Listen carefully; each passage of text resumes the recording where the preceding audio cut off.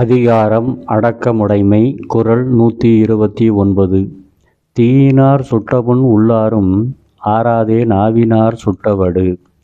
தீயினார் சுட்டபுண் உள்ளாரும் ஆராதே நாவினால் சுட்டவடு.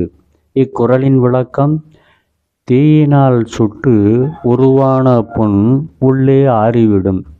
தீயினால் சுட்டு உருவான புண் உள்ளே ஆறிவிடும்.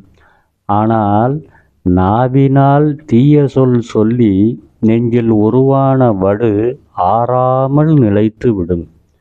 நாவினால் தீய சொல் சொல்லி நெஞ்சில் உருவான வடு ஆறாமல் நிலைத்துவிடும் என்று நாவினால் சுடு சொற்கள் எழாதபடி கவனமாக இருக்க வலியுறுத்துகிறார் ஆசான் திருவள்ளுவர். நன்றி.